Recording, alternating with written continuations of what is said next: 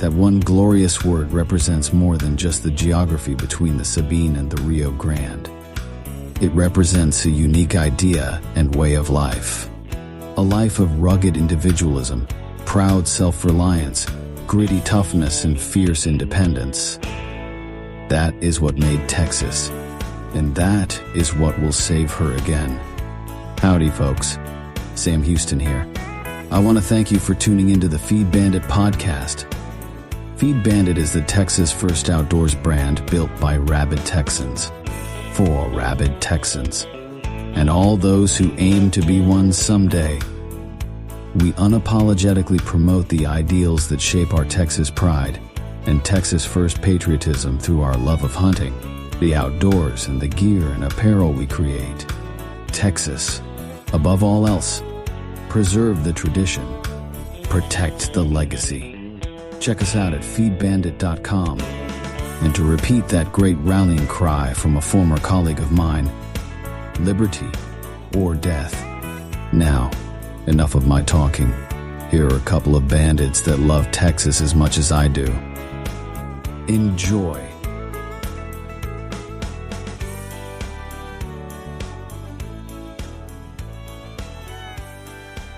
Howdy, friend. Welcome back to the Feed Bandit podcast. It's Jimmy back with you.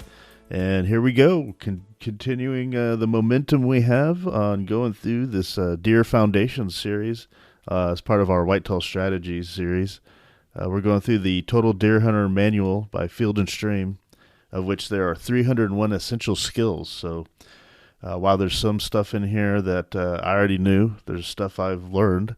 Maybe there'll be a nugget or two that you will learn. And, of course, this series is being created to be able to give to a new hunter or, a young hunter, an experienced hunter, someone that can listen all the way through on this thing and, of course, learn a few nuggets on their own as well. So hope once we're done, it'll be almost like a complete, essential kind of deer essentials tutorial prior to really getting and going off on your own.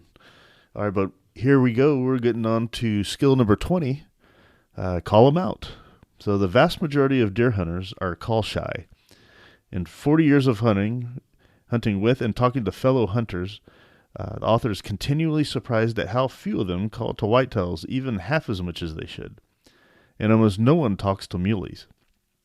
Meanwhile, deer of both species walk out of their lives that might otherwise have been lured into shooting range. I know deer don't look or behave like raucous vocal creatures.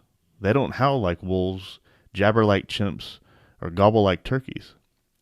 Outside of the occasional warning snort, we just don't hear them talk to each other very much. But the truth is, deer are actually pretty chatty. Biologists have identified more than 90 different sounds made by whitetails alone. These vocalizations serve a variety of purposes: contact, reassurance, lust, challenge, alarm, and more.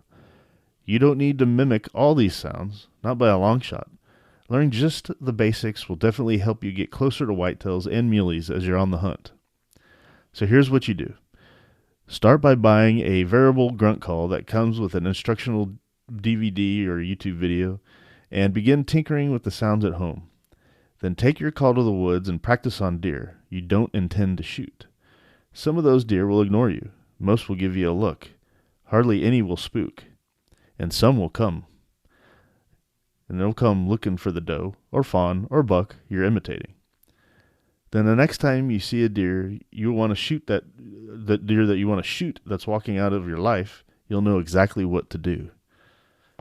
Okay, see, I gotta tell you, I've never really been big, or never used, gone through all the deer calls when hunting deer. So, we talked about this on a previous podcast, Whitetail Strategies, and I said I was going to be better at that this year. So I will do that, and we'll talk about it as we go.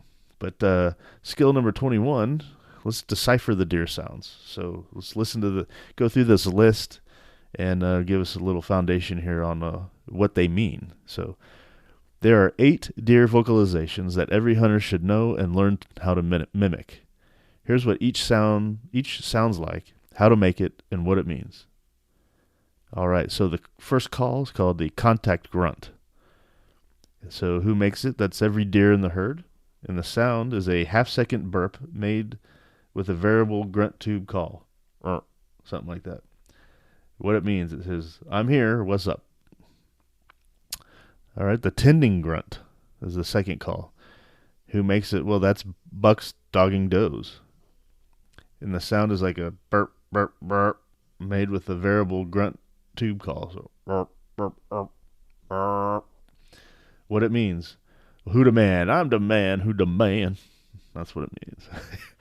The third call is clicking. And who makes that? Well, that's bucks really dogging does. So it's roof of mouth tongue clicking, tick, tick, tick, made with a variable grunt tube call. So, with the tube. I should have got my tube out for this one. And it means that it's never going to give you up. And then the fourth call is called the roar. So that's when the bucks are out of their mind with lust. And the sound is a grunt, but on steroids. So it's like burp, made with a roar or a growl, grunt call. What it means? Well, I'm one step away from needing a serious cold shower here. How about it? The fifth is the snort. So this is made by alarmed bucks and does. So it's a loud, breathy whoosh, often accompanied by a hoof stomp. Can be made by mouth or with a snort wheeze call. Like, I can't do it.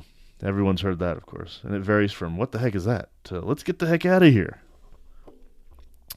So the sixth is the bawl. BAWL. So it's usually done by fawns, but any other deer in danger can make it. It's a dying rabbit, 3 meow, meow, meow, made with a fawn distress call. And what it means is, get this coyote's teeth out of my butt.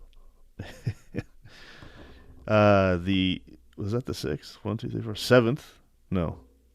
1, 2, 3, 4, 5, 6, 7. So we're on the seventh, so that would be the snort wheeze. And this is made by aggressive bucks. So it's a couple of quick snorts and a long, loud exhale. Like a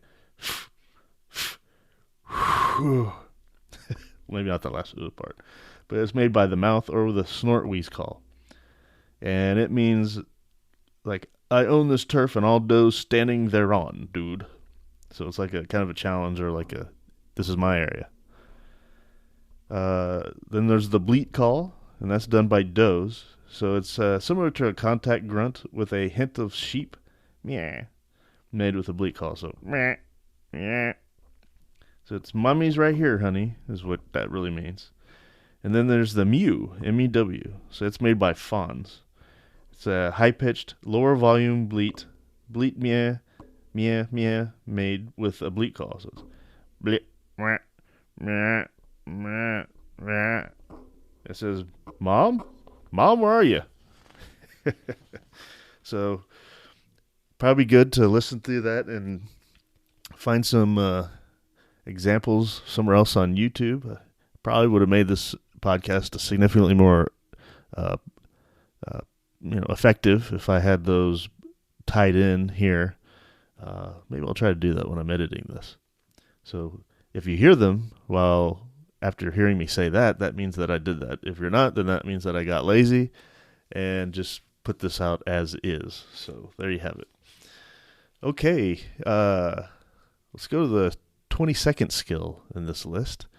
It's read a tale from the tail. Okay, so this is looking at kind of reading deer, not behavior, but mood, I guess, from looking at their tail. So whoever coined the old English proverb, the eyes are the window to the soul, wasn't a deer hunter. With deer, it's all about the tail. You can often tell a whole lot about what a buck or doe is thinking or feeling just by watching its flag. All right, so here's some examples. So a relaxed and droopy tail, where it's just hanging down, it means the deer thinks all's well in the world. Not worried, no care in the world. An almost vertical, kind of more like a 45-degree tail, means I'm feeling a little edgy about something. Something's out there. Not quite sure what it is. And in that same, that's straight up. And in that same kind of 45-degree straight up tail, but if it's kind of waving, it means, you know what, I'm out of here, and y'all ought to follow me. So that's not a good sign.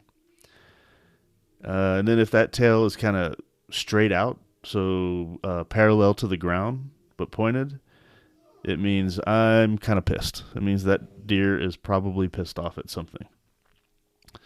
Now, a relaxed tail, but gives it a twitch or two, it means that, I was kind of maybe worried, but I've checked it out and things are good. No worries. A continual twitching, however, means that probably has flies. Flies of the butt flies, if you will. And then the tail that's tucked down tight, kind of under, it means what they say is, pay no attention to me, I'm just looking for a rock to crawl under. So that is a scared deer as well. So anything short of a relaxed tail or a relaxed tail twitching, then you need to be aware, because that deer might bolt, or maybe something else is coming in that's pissed off that deer, so it gives you a little warning of, hey, another deer's coming in, or something like that. So just pay attention to that tail. All right, let's see. One more here. How about that? Skill 23. Think different for big bucks. It says, if you want to tag mature bucks, the first step is to realize that older deer don't behave the same as younger ones. The second step is to change your hunting strategy accordingly. Now here's a breakdown of 4 key differences. Mature bucks are lazier. Telemetry research on South Texas's King Ranch showed that older bucks simply spent more time on their bellies than younger deer. Here's a quote from someone. One old buck was made. I can't read. One old buck was only mobile about 19% of the time, says study leader Mickey Hillickson. Your hunt plan for older bucks like this is set up closer to the bedding area. So there you have it, because they are lazy. They're not going to move around much. Older bucks, they're homebodies. Hillickson's research also revealed that the longer a buck lives, the smaller his home range and core area get. So your hunt plan, again, is to find his pattern and be patient. He's around. He's not going too far. The big bucks, they are sex machines. Most of us associate the rut with bucks chasing does willy-nilly across the landscape. Not so with older ones, says noted researcher Carl Miller. Quote, mature bucks have learned the signs that indicate a doe is in heat and wait for those signals before making a move. They don't run around like teenagers, hitting on everything that moves. So your hunt plan here is camp on the does during the rut. The does will lead you to the bucks. And finally, for big bucks, they move like ghosts. So an old buck knows how to slip around the woods unnoticed. Instead of barging into the field to look for does, he'll scent check it from downwind woods. Rather than walking the spine of the ridge, he'll slink along the hidden side hill. So what's your hunt plan here? Well, back off the main runways and look for faint trails carving covert routes. Okay, that could be the one mature buck who knows what to do. And you got to also think that buck got to that stage by being smart. So you got to outsmart that buck. Okay, so in this one we learned, what did we learn about in this one? We learned about calls, that you should consider adding calls to your repertoire as you're out there hunting. We learned about the different deer sounds and what they mean, lets you know, okay, when should I use this? We learned about what the tail of the deer tells you, how to read the deer's mood by its tail. And then we learned about why big bucks are different. So all very valuable information when you're out in the field. Okay, well, we're going to end that one right here. I want to thank you very much for listening. Again, if you have a young hunter, put them onto this Deer Foundation series. They can greatly benefit from it. All right, well, you take care, and remember, support your local feed store, and always think Texas first. Take care.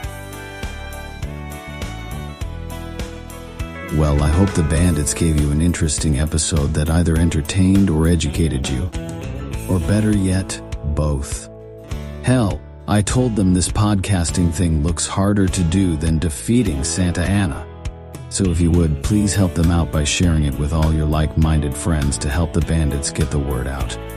And don't forget to check us out at feedbandit.com and grab some gear and apparel to support the cause of Texas. Remember, Texas, above all else, preserve the tradition, protect the legacy. Finally, as I said some time ago on the eve of the great battle, and I vigorously repeat here again, be men, be free men, that your children may bless their father's name. Well, fellow bandit, until next time.